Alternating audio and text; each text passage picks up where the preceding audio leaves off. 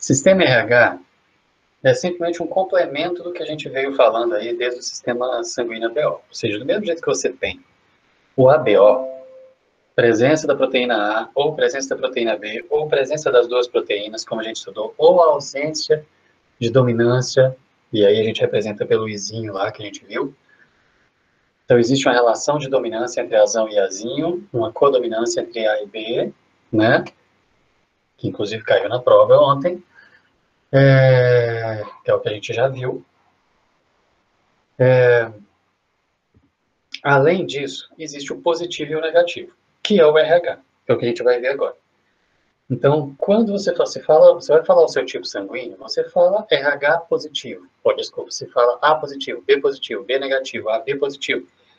Você está expressando dois sistemas sanguíneos diferentes quando você fala o positivo ou negativo junto com o sistema BO.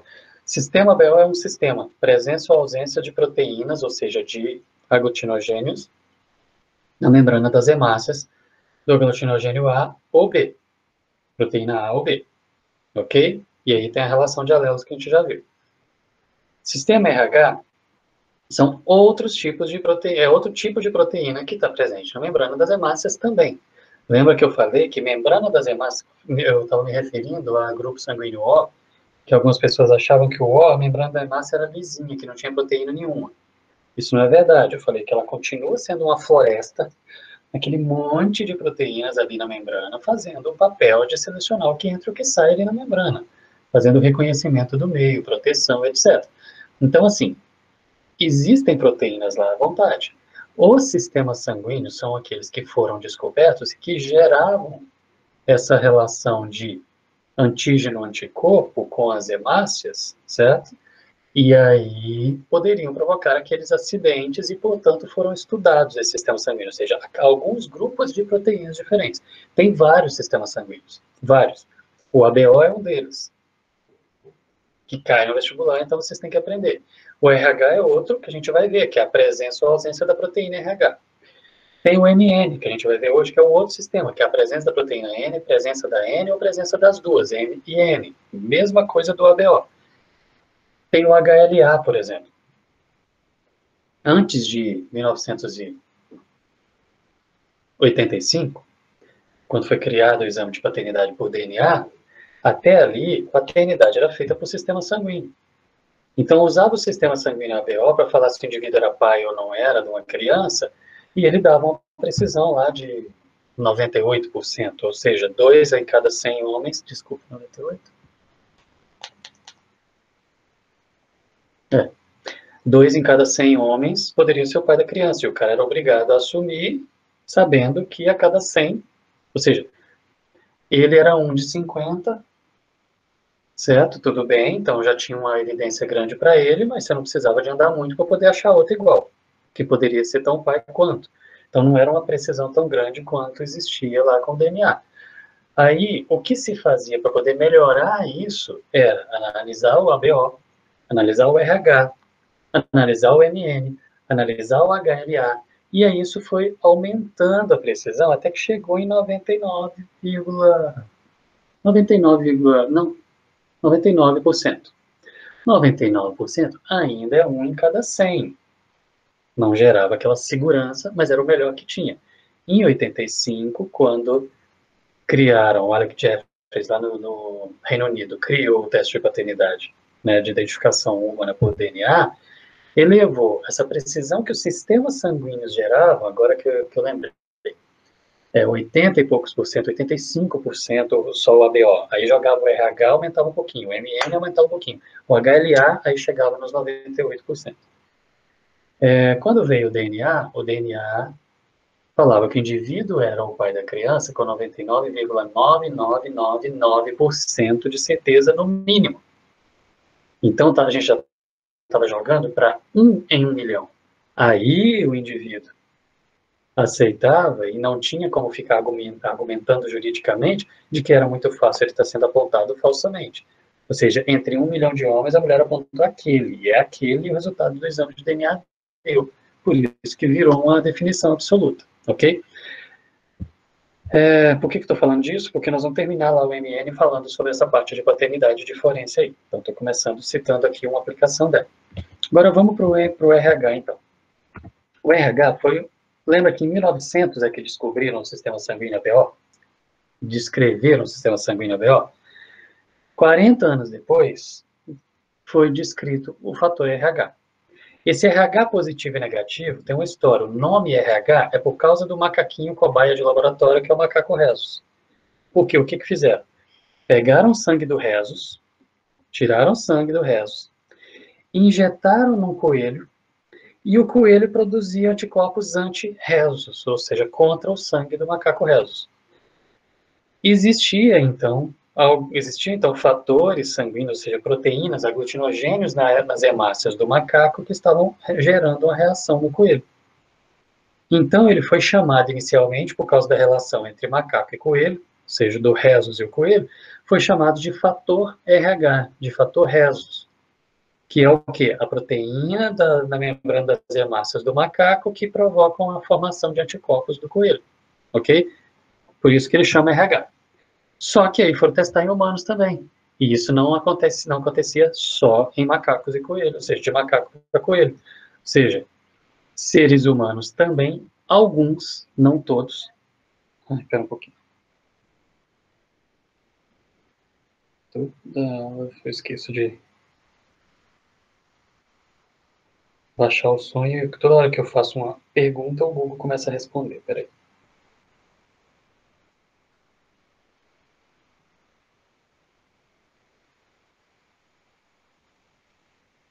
Pronto. Bom, onde que eu parei? Ok.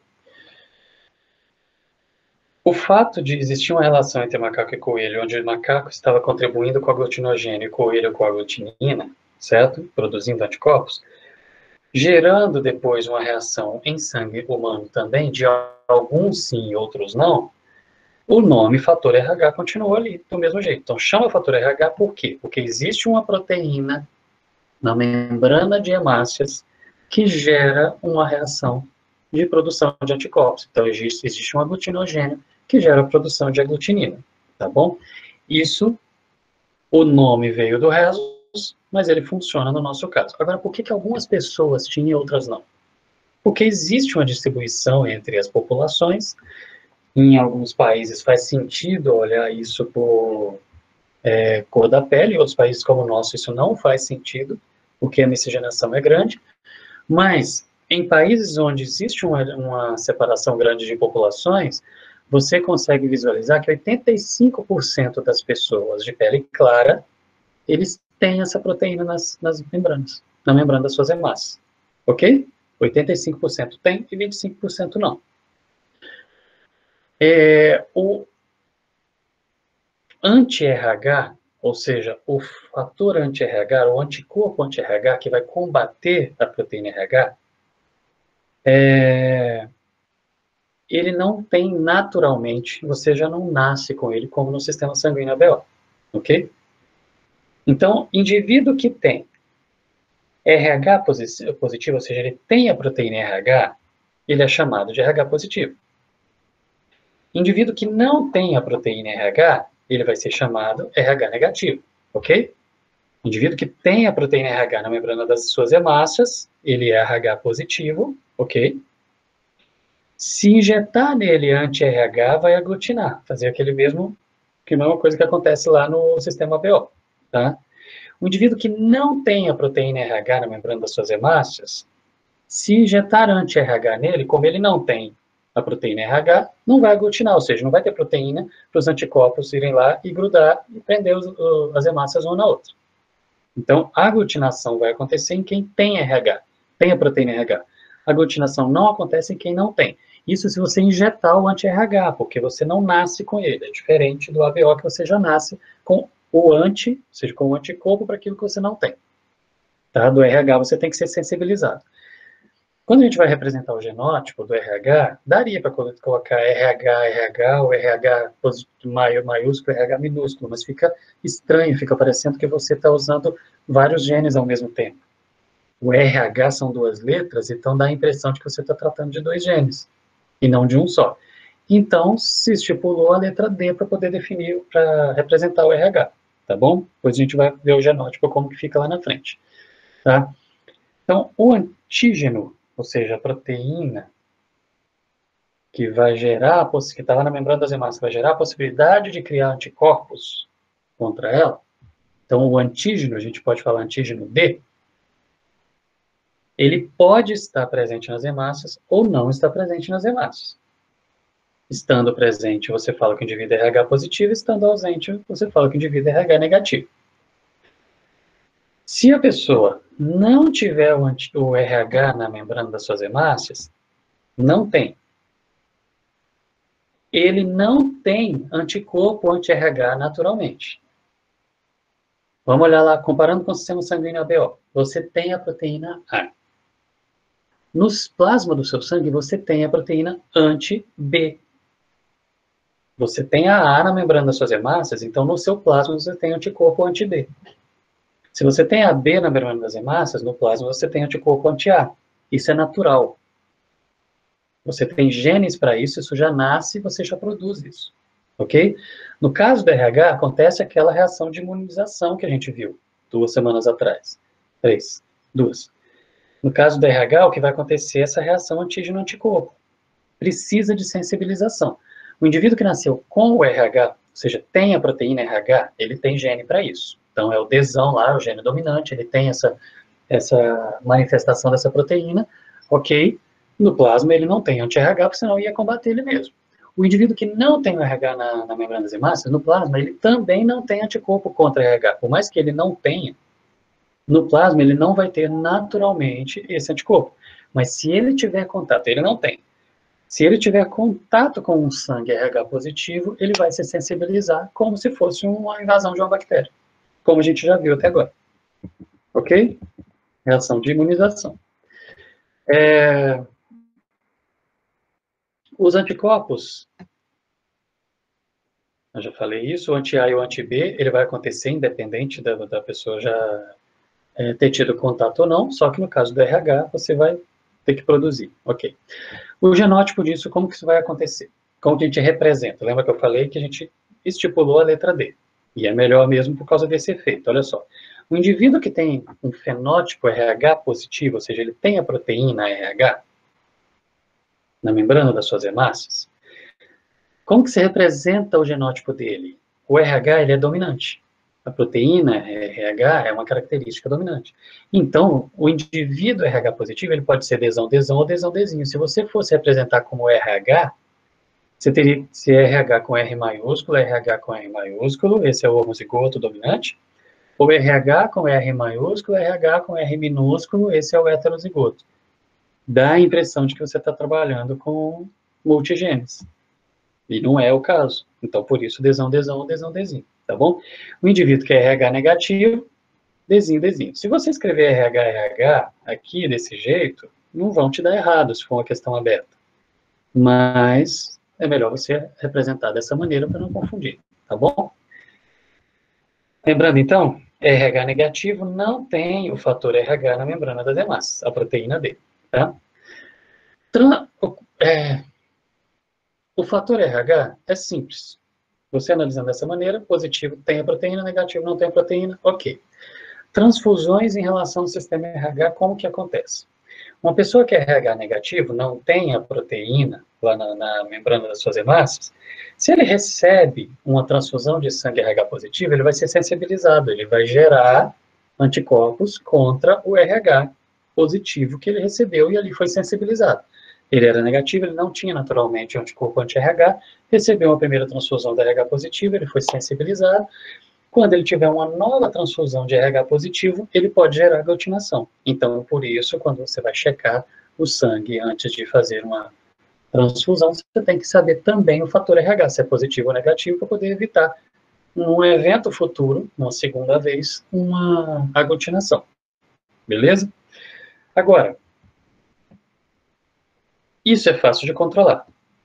A eritroblastose fetal, ou seja, a doença hemolítica do recém-nascido, DHEN, pode aparecer no vestibular nas questões para vocês dessa maneira, DHRN ou eritoblastose fetal, ela acontece por causa dessa relação de RH positivo e RH negativo. A gente viu isso no ano passado e a gente vai revisar aqui agora. Como que isso acontece? Quando que a gente pode ter uma situação de eritroblastose fetal? Quando você tem uma criança RH positiva que é filha de uma mãe, de uma mulher, RH negativo. Como que isso vai acontecer? Na circulação materna, normalmente a circulação ali do sangue da mãe e da criança, elas ficam separadas pela barreira ali da placenta, ok? Então você não vai ter essa mistura de sangue ali. Mas acontecem pequenas rupturas de vasos e você pode ter essa mistura de sangue. Mas a grande ruptura que acontece é no final da gestação, quando você tem o feto maior, você vai ter uma troca maior de sangue, que rupturas maiores, descolamento de placenta, isso daqui vai ter mistura de sangue, ou na hora do parto, ok? Então, a mãe RH negativa, ela, se ela for sensibilizada com o sangue do feto RH positivo, ela vai produzir anticorpos contra, ok? Durante a primeira gestação, isso não é para ser um problema. Por causa de pequenas rupturas apenas, você não vai ter tantos anticorpos sendo produzidos para poder afetar o bebê, ok? Atingir o feto ali. Isso numa primeira gestação. Mas você imagina que depois da primeira gestação, na hora do parto, a criança nascendo, você tem descolamento de placenta, você tem uma grande mistura de sangue da mãe com o feto, aí você pode ter aquela reação de sensibilização. E numa reação de sensibilização, você vai ter a mãe produzindo anticorpos anti-RH, aglutininas anti-RH ou anti-D, tá? Esses anticorpos vão ficar circulando no sangue da mãe. Numa segunda gestação, se a mãe tiver uma criança, um feto RH positivo, lembra que anticorpos passam pela barreira placentária e vão lá ajudar nas defesas da criança. Os anticorpos da mãe vão para a criança. Então, um feto positivo de uma mãe negativa numa segunda gestação, os anticorpos já estarão circulando no sangue materno, vão passar para o feto desde o início do desenvolvimento e aí vão reagir, vão aglutinar, vão destruir hemácias, vão gerar a doença hemolítica do recém-nascido, a eritoblastose fetal, ok? Ou seja, a criança vai ser afetada desde o início da gestação e isso sim pode gerar um problema, se não gerar o aborto dessa segunda gestação, tá bom? Ô, Elvi, precisa ser segunda gestação mesmo ou a mãe pode ter tido uma transfusão antes e já ter o anti-RH? Se a mãe teve uma transfusão antes, ela pode já ter o anti-RH. Sim, se Então ela não já foi... precisa ser sempre na segunda gestação. Não, se ela já foi exposta anteriormente, ela pode ter tido. Pacto de sangue. Na hora que tá, na adolescência brincou lá de furar o dedo e encostar uma na outra e ela já foi sensibilizada. Muito pouquinho sangue, não, a princípio, não vai gerar a produção desses anticorpos suficientes para poder gerar uma eritoblastose fetal. Agora, uma transfusão sanguínea, sim, tá, Ana? É possível, sim. Ela funcionaria como o papel da primeira gestação, né? Porque seria uma mistura de sangue numa quantidade razoável aí.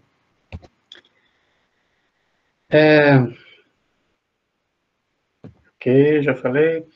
Bom, o que acontece no feto, então, quando tem essa situação de você ter mistura do sangue materno com sangue fetal, o sangue do feto RH positivo, mistura com o sangue da mãe RH negativo e gera essa produção de anticorpos, podendo, numa segunda gestação, gerar a doença, a eritoblastose fetal. O que vai acontecer com o feto dessa segunda gestação, de uma mãe já sensibilizada, que está sendo, entre aspas, combatido aí pelos anticorpos? Como que isso vai acontecer?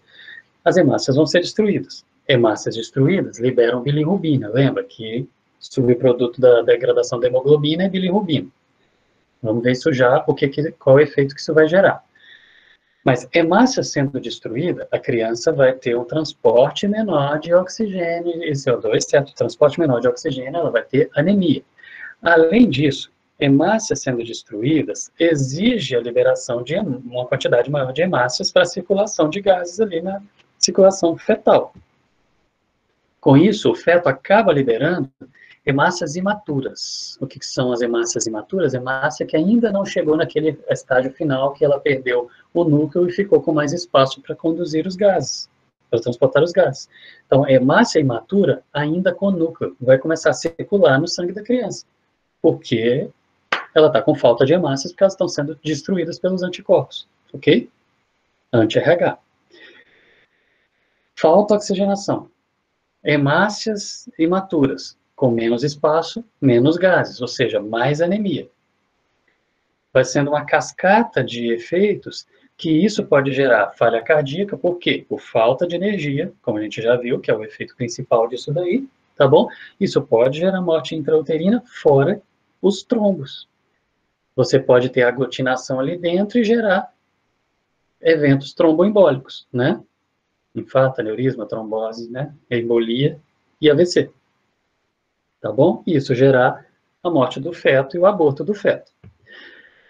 Lembra que eu falei que destrói hemácia, destrói a hemoglobina e aí sobra a bilirrubina. A bilirrubina faz o bebê ficar amarelo, que é aquele nome popular que a gente dá, que é a icterícia. Tá bom? Então, o amarelão ali da pele da criança foi por causa de destruição de hemácias. O efeito mais amarelo ou menos amarelo vai depender do quanto de bilirrubina que foi produzido ali. Então, um pouquinho de hemácia destruída, um pouquinho de bilirrubina ali na pele, aquilo ali, a criança nasceu, vai com banho de sol, vai ser resolvido, não vai ter problema nenhum. Uma quantidade grande de bilirrubina pode gerar lesões cerebrais, e aí lesões cerebrais vão gerar uma doença que vai provocar, por exemplo, retardo mental, surdez, mas esse quadro de excesso de bilirrubina provocando lesões cerebrais tem um nome, que é síndrome de Kernicterus, tá bom? Bom, situações muito graves, ou seja, tem muito anticorpo anti-RH, está prejudicando o bebê pode ser afetado, né, e isso comprometer a vida dele ou gerar o aborto. Então, numa situação grave, que isso já foi constatado, ou seja, a mãe já está sensibilizada, já está na segunda gestação e testou e essa segunda gestação é positiva, o bebê vai ser combatido, o que dá para fazer? Esse é o caso extremo. O que dá para fazer?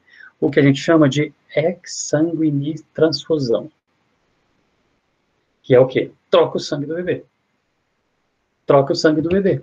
Você tira o sangue do bebê RH positivo, que as hemácias vão ser combatidas ali pelos anticorpos da mãe, e coloca um sangue RH negativo lá no bebê, no feto, ok? Na criança. Sangue RH negativo circulando na criança, ele vai estar fazendo o papel normal de transportar gases, sem ser combatido pelos anticorpos da mãe, não tem problema nenhum.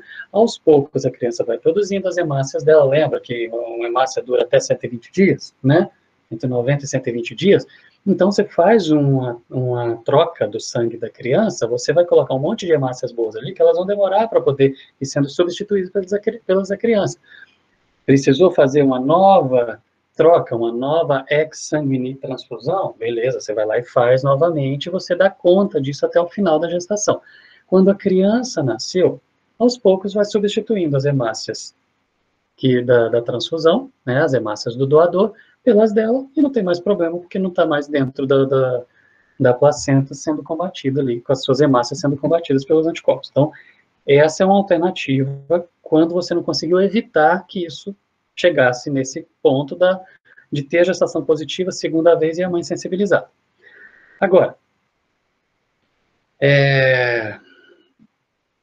se você conhece o quadro, conhece o tipo sanguíneo da criança ou da mãe, viu o que aconteceu, ou seja, conhece previamente, antes do parto isso, você consegue gerar, logo que tem o parto, você consegue gerar uma reação que vai evitar essa necessidade de transfusão sanguínea na segunda gestação, que é o quê? A vacina.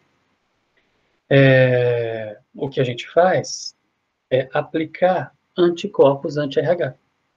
O nome dessa vacina é Rogão, então Patogan. O que significa isso? A mãe acabou de ter o parto, logo nas primeiras horas, depois do parto, quando existiu aquela mistura de sangue do feto com o da mãe, e a mãe vai produzir os anticorpos anti-RH, injeta na mãe essa vacina, que na prática são os anticorpos anti-RH. Então, o que você vai fazer? Vai gerar o efeito de antígeno-anticorpo já no corpo da mãe com as células do bebê. Lembra que a gente viu na aula de imunização que demora esse processo de produção de anticorpos, células de memória, etc. e tal. Esse processo ele é demorado. Se nas primeiras horas você injeta anticorpos anti-RH, você combate as células do feto e você destrói as células do feto. Como foi pouquinho sangue que misturou ali, não vai gerar trombose na mãe, essas coisas. Então você vai combater aquilo ali antes do organismo da mãe gerar a produção de anticorpos anti-RH. Então a mãe não vai ficar sensibilizada para a segunda gestação, ok? É isso então que dá para poder fazer, para poder evitar o problema e evitar a eritoclastose fetal numa segunda gestação. Beleza?